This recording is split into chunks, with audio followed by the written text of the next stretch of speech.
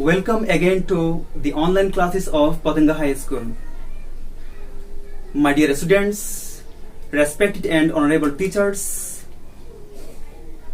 my guardians, at first take my salam and cordial love from the core of my heart.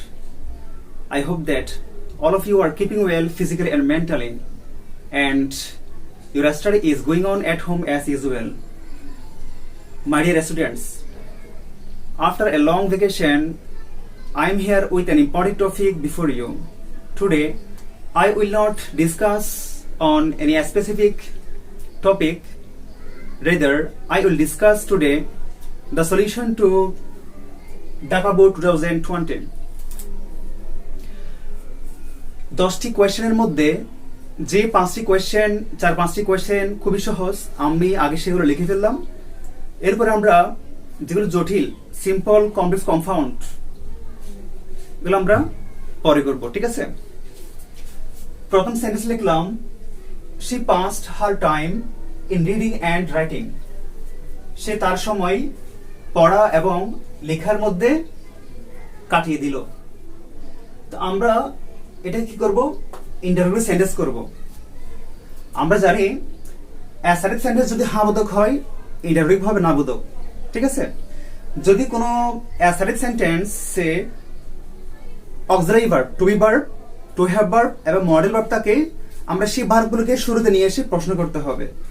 আর যদি কোনো সেন্টেন্সে auxiliary verb না থাকে, তাহলে আমরা যদি ভার্বের শেষে অ্যাজ বাই অ্যাজ থাকে, ডাজেন্ট দিয়ে কোয়েশ্চেন করব। অ্যাজ বাই অ্যাজ না থাকলে ডোন্ট দিয়ে কোয়েশ্চেন করব। আর যদি ভার্বের পাস্ট ফর্ম থাকে, পাস্ট V2, তাহলে আমরা ডিএন দিয়ে কোয়েশ্চেন করব। তাহলে আমরা লিখে ফেলি স্ট্রাকচার অনুযায়ী।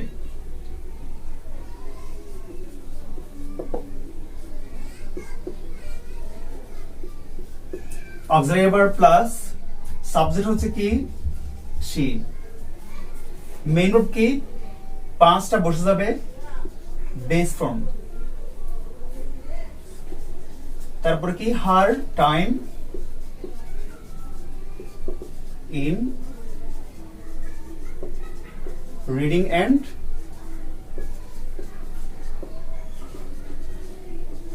writing. স্ট্রাকচার কেমন আমরা জানি। এক নম্বরে কি বসবে? অক্সিলারি ভার্ব, পাস্ট টেন্স, সেজন্য ডিড আনলাম। তারপর কি সাবজেক্ট, সাবজেক্ট কি she, তারপর মেইন ভার্ব পাস। এখানে ভার্বের পাস ফর্ম ছিল, ডিডেন্ট দিয়ে কোয়েশ্চেন করার কারণে ভার্বের বেস ফর্ম হয়ে গেছে।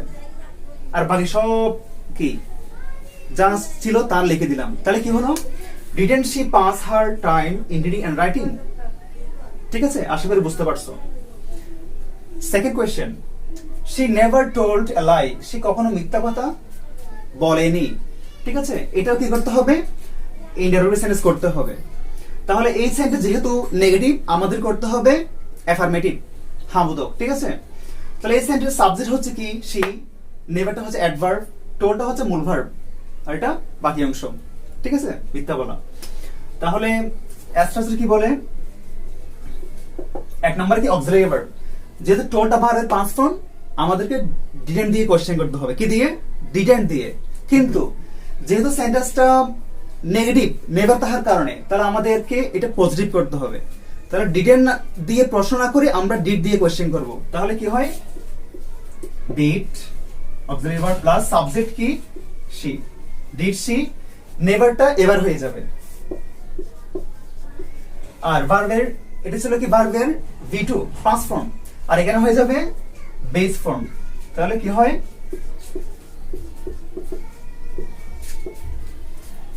তাহলে অ্যান্সার হবে did she ever tell a lie? সে কি কখনো মিথ্যা কথা বলতো? তার মানে বলতো না। আবার দেখো, auxiliary verb did, subject adverb লিখে দিলাম, তারপরে টোলটা টেল হয়ে গেছে। কারণ কি? আমরা জানি to do verb, do does did এবং মডেল ভার্ব দিয়ে যদি কোনো কোয়েশ্চেন করা হয় বা এদের পরে কোনো ভার্ব আসে, সেটা অবশ্যই ভার্বের বেস ফর্ম হবে। কোন ফর্ম? বেস ফর্ম, ঠিক আছে? Third question, her parents liked her very much. তার মা বাবা তাকে খুব বেশি পছন্দ করত. ঠিক আছে, তো আমরা জানি নেগেটিভ করতে হবে. আমরা নেগেটিভ এমন ভাবে করব যাতে করে সেন্টেন্সের অর্থ মিনিং পরিবর্তন না হয়ে যায়, আমাদেরকে will have to answer the question so that the meaning of the sentence will not be changed. ঠিক আছে, তাহলে যেমন দেখো আমি একটা নোট করি, যদি লিখি হি ইজ হ্যাপি, সে কি সুখী, তাহলে এই সেন্টেন্সটাকে যদি নেগেটিভ করতে হয় আমরা কিভাবে করব? হি, যদি সেন্টেন্সে অক্সিলারি ভার্ব থাকে তাহলে এদের পরে নট যোগ করতে হবে। কি যোগ করতে হবে? নট। তাহলে হি ইজ লিখবো হি ইজ নট। আর হ্যাপি শব্দের বিপরীত কি? আনহ্যাপি। হ্যাপি। ঠিক আছে, অ্যান্সার হয়ে গেল। মিনিংটা চেঞ্জ হয় নাই। সে সুখী আর অর্থ হবে সে অসুখী নয়, তার মানে সুখী।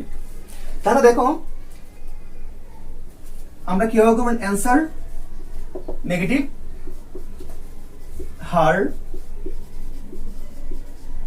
প্যারেন্টস, লাইকটা হচ্ছে ভার্বের পাস্ট ফর্ম, তাহলে যদি নেগেটিভ করতে হয় আমাদের কি করতে হবে? ডিডন্ট দিয়ে করতে হবে। তাহলে হার প্যারেন্টস ডিড নট। হ্যাঁ, লাইক শব্দের বিপরীত কি? ডিসলাইক, অপছন্দ করা। তাহলে ডিসলাইক, অবজেক্ট লিখে দিলাম হার। ঠিক আছে, আর ভেরি মাচ, যদি কোনো সেন্টেন্সে ভেরি মাচ থাকে নেগেটিভ করার সময় ভেরি মাচের পরিবর্তে নট এট অল হয়। কি হয়? Not at all. তাহলে কি লিখলাম? At all. একটা সেন্টেন্সে যেহেতু দুইটা নেগেটিভ ওয়ার্ড হতে পারে না, ডিড নট লিখলাম, আবার নট এট অল, নটটা বসবে না। ঠিক আছে, তাহলে আমরা কিভাবে লিখলাম?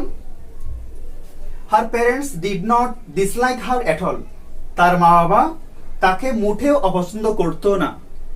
আগে মিনিং ছিল তার মা বাবা তাকে খুব বেশি পছন্দ করতো, আর আমরা লিখলাম তার মা বাবা তাকে অপছন্দ করতো না, মোটেই অপছন্দ করতো না।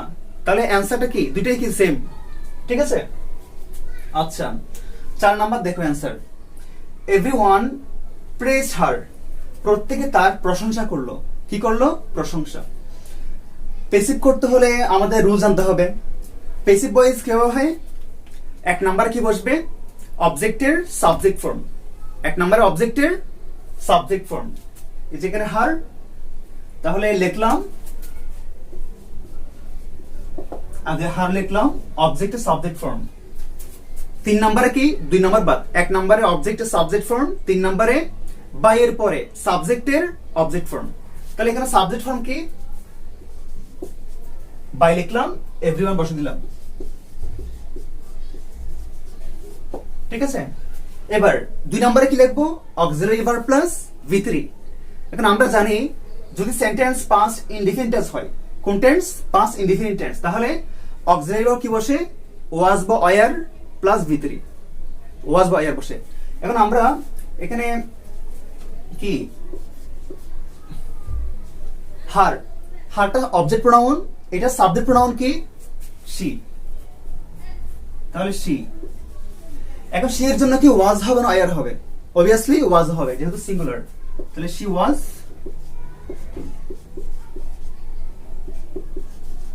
প্রেজড। তাহলে অ্যান্সার হলো she was praised by everyone. ঠিক আছে, প্রত্যেকের দ্বারা সে প্রশংসিত হলো। ঠিক আছে, তাহলে প্যাসিভ ভয়েসের রুলস কি? 1 নম্বরে অবজেক্টের সাবজেক্ট ফর্ম, 3 নম্বরে বাই এর পরে সাবজেক্টের অবজেক্ট ফর্ম, 2 নম্বরে অক্সিলারি ভার্ব প্লাস V3। এই রুলসটাকে আমরা এভাবে বলতে পারি, অবজেক্ট বেটা সাবজেক্ট হয়ে হিহি করে হাসে, নমিনেটিভ লজ্জা পেয়ে বাই এর পরে বসে। ঠিক আছে, এভাবে মনে রাখতে পারো। তারপর আসি 5 নাম্বার অ্যান্সার। 5 নম্বরে কি লিখলাম? She was very attentive to her study. Negative করতে হবে। ঠিক আছে, তাহলে নেগেটিভ কিভাবে করব? আমরা এই যে 3 নাম্বার যেভাবে করছি ঠিক 5 নাম্বার একইভাবে করব। শি ওয়াজ ভেরি অ্যাটেন্টিভ, সে খুবই মনোযোগী ছিল, খুবই মনোযোগী ছিল তার পড়াশোনায়। তাহলে আমরা অ্যান্সার কিভাবে লিখব?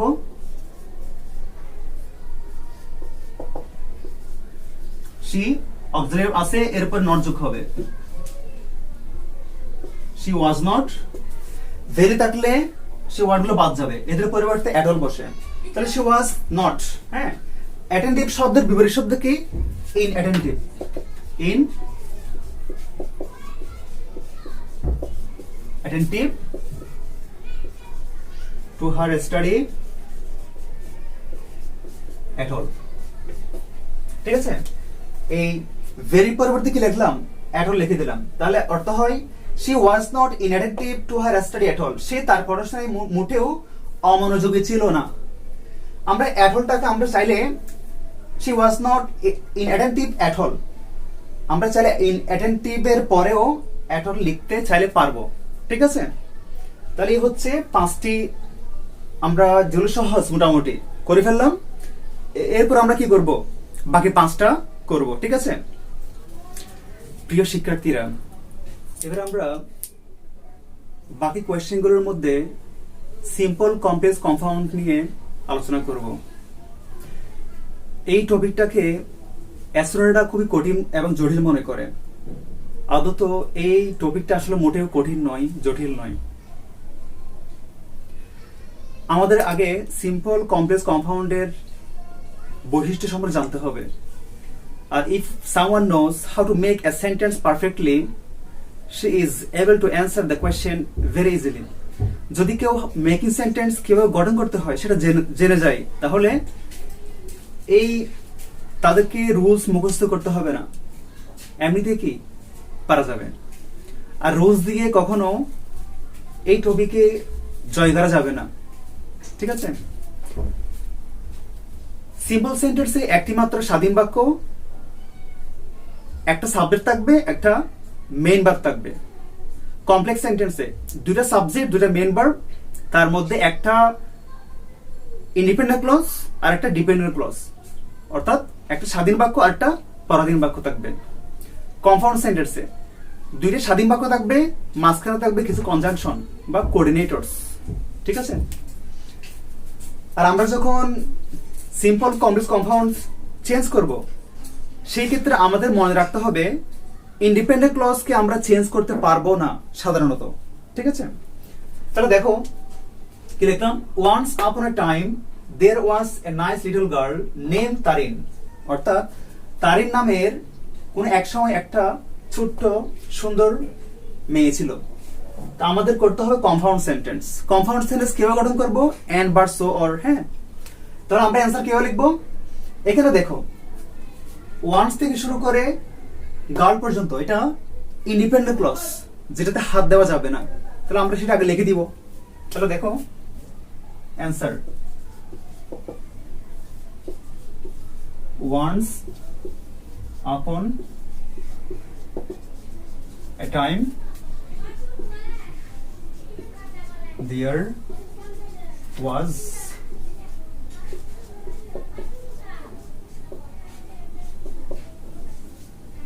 little girl। ঠিক আছে, গার্ল লিখে দিলাম।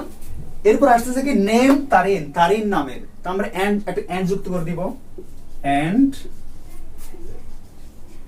হার নেম ওয়াজ তারিন। ঠিক আছে, গার্ল পর্যন্ত লিখে দিলাম, এরপরে লিখে দিলাম এন্ড এবং হার নেম ওয়াজ তারিন, তার নাম ছিল কি তারিন।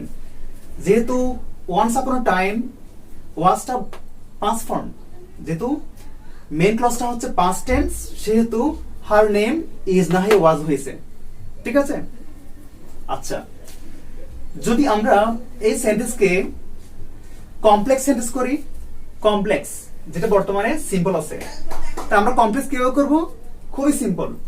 আমরা লিখে দিব কি complex sentence, once upon a time there was a nice little girl, এন্ডটা বাদ যাবে, এন্ডটা কি বাদ যাবে, কি লিখবো গার্ল, হারটাও বাদ যাবে, লিখবো হুজ নেম ওয়াজ তারিন, কি লিখে দিব, খুবই সিম্পল।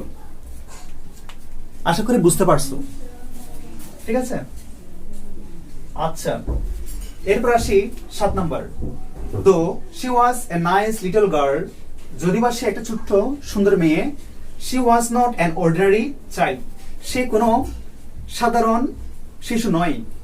তো এই সেন্টেন্সে she was not an ordinary child, এটা হচ্ছে ইন্ডিপেন্ডেন্ট ক্লজ। আমরা এটাকে চেঞ্জ করতে পারবো না, আমরা চেঞ্জ করবো কি দোকে। ঠিক আছে, তা আমরা জানি যদি কোনো কোনো কমপ্লেক্স সেন্টেন্স দো অল দিয়ে শুরু হয়, সিম্পল করতে হবে ইন স্পাইট অফ অথবা ডেসপাইট অফ অথবা নট উইথ আন্ডারস্ট্যান্ডিং, এই তিনটা ওয়ার্ড দিয়ে আমরা চেঞ্জ করতে পারি। আর যেহেতু সিম্পল সেন্টেন্সের বৈশিষ্ট্য হচ্ছে one subject and one main verb, যেহেতু সাবজেক্ট সি ওয়াজটা মেন ভার্ব আছেই, সুতরাং এখানে কোনো ভার্ব থাকতে পারবে না। তাহলে আমরা অ্যান্সার কিভাবে লিখবো? দেখো, আমরা ইনস্পাইট অফ দিয়ে করি ইনস্পাইট অফ, ঠিক আছে? এখানে আছে সি, সাবজেক্ট ভার্ব বাদ যাবে। যদি দো যুক্ত সেন্টেন্সে, দো অল দো যুক্ত সেন্টেন্সে, হ্যাঁ, ডিপেন্ডেন্ট ক্লজ যদি বিভাগ থাকে টু ভার্ব, তাহলে এটা বিং হয়ে যাবে। কি হয়ে যাবে? বিং। তাহলে লিখলাম in spite of being a nice little girl, বাকি সব অংশ আমরা লিখে দিব। শি ওয়াজ নট পুরো লিখে দিব। তাহলে গার্ল, she was not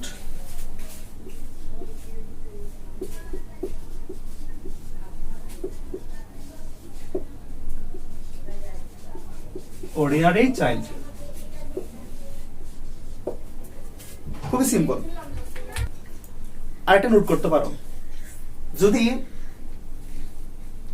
দো অল দো যুক্ত সেন্টেন্সে ডিপেন্ডেন্ট ক্লজ যদি ওয়াজ না থেকে যদি টু হ্যাভ ভার্ব থাকে, হ্যাভ হ্যাজ হ্যাড থাকে, যেমন বললাম though Abrar has enough money, though Abrar had enough money, যদি বা আবরারের প্রচুর টাকা ছিল, he did not help the poor, সে গরিবকে সাহায্য করলো না। তাহলে he did not help the poor টা সেম, এটা কি ঠিক থাকবে? আমাদের চেঞ্জ করতে হবে কি এর আগের ক্লজটা। তাহলে অ্যান্সার কি হবে? in spite of having Abrar enough money, in spite of হ্যাডটা কি হ্যাভিং হয়ে যাবে। ঠিক আছে? 8 number question, she also helped her mother in her free time, সে তার অবসর সময়ে তার মাকে সাহায্য করলো। তা আমাদের কি করতে হবে? Complex sentence. ঠিক আছে? এখানে she থেকে মাদার পর্যন্ত এটা ইন্ডিপেন্ডেন্ট ক্লজ। ঠিক আছে? ইন হার ফ্রি টাইম, এটা একটা কি সাপোর্টিং ওয়ার্ড। তা আমাদেরকে এই সাপোর্টিং ওয়ার্ডটা কি করতে হবে? চেঞ্জ করতে হবে। তাহলে আমরা অ্যান্সার কিভাবে লিখবো?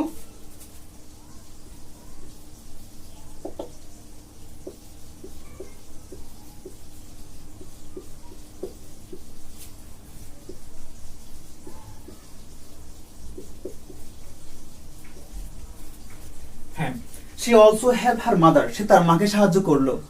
কখন করলো? তাহলে আমরা হয়েন দিয়ে কি করব? একটা ক্লজ নিব হয়েন দিয়ে। ঠিক আছে? তাহলে লিখলাম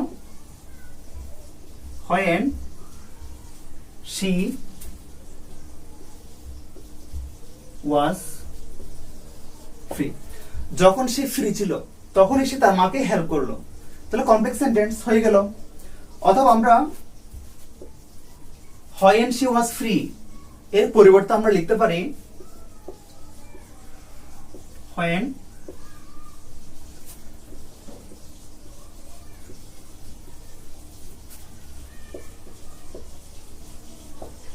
আমরা লিখতে পারি when she had free time, যখন তার অবসর সময় ছিল।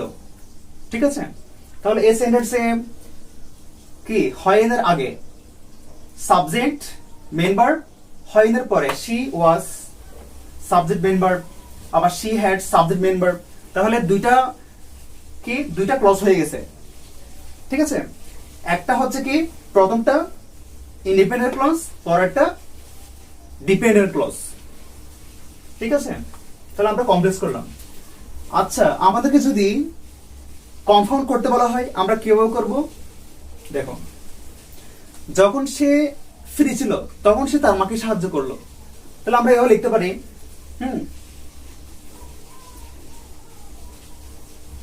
she had free time, হয়েন বাদ।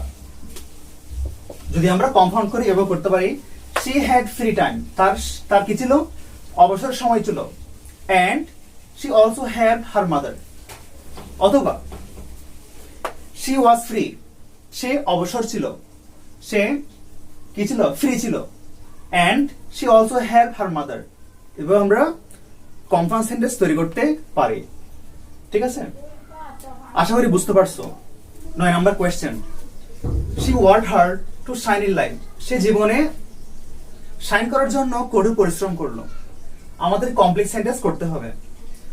তো যদি কোনো সিম্পল সেন্টেন্সে ইনফিনিটিভ থাকে তাহলে আমরা কি করব, টু এর পরিবর্তে লিখব সো দ্যাট, টু এর পরিবর্তে সো দ্যাট লিখব, তারপরে মুখস্থ করতে হবে সো দ্যাট প্লাস প্রথম সাবজেক্টের প্রোনাউন প্লাস ক্যান বা কুড প্লাস মূল ভার্ব থেকে বাকি অংশ। ঠিক আছে, তাহলে এখানে প্রথম সাবজেক্টের প্রোনাউন কি, শি দেওয়াই আছে pronoun.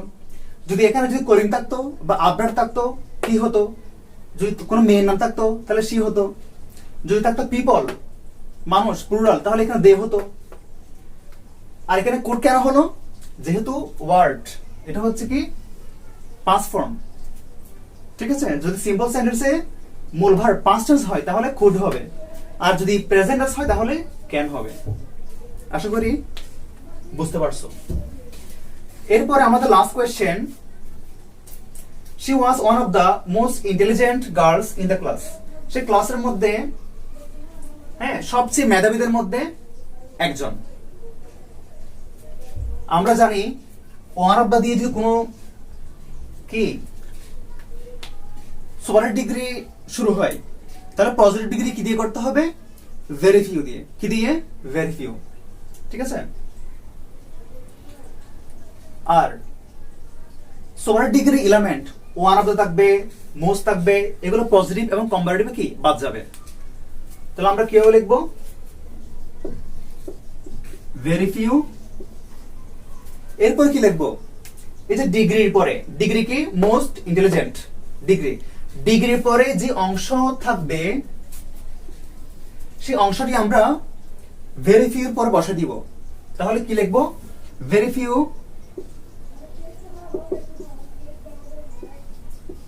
girls in the schools where as